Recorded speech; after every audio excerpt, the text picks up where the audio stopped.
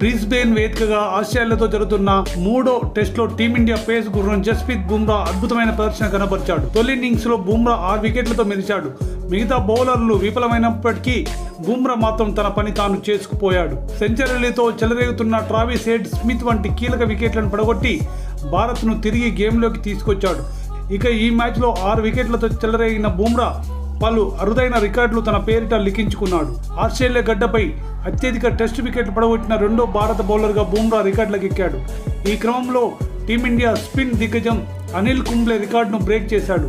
బుమ్రా ఇప్పటివరకు ఆస్ట్రేలియాలో 50 టెస్ట్ వికెట్లు పడగొట్టగా కుంబ్లే 49 వికెట్లు సాధించాడు. ఇక ఈ అరుదైన ఫీట్ సాధించిన జాబితాలో భారత మాజీ కెప్టెన్ కపిల్ దేవ్ 51 అగ్రస్థానంలో ఉన్నాడు. బుమ్రా మరో 2 వికెట్లు పడగొడితే కపిల్ దేవ్ ఆల్ టైమ్ రికార్డుకు బ్రేక్ చేస్తాడు. ఈ మ్యాచ్లో ఆసీస్ స్టార్ బ్యాటర్ను అవుట్ చేసిన బుమ్రా తన 190వ టెస్ట్ వికెట్ను ఖాతాలో వేసుకున్నాడు. తద్వారా టెస్టులో 20 కంటే తక్కువ సగటుతో 190 వికెట్లు తీసిన తొలి బౌలర్గా బుమ్రా వరల్డ్ రికార్డు సృష్టించాడు.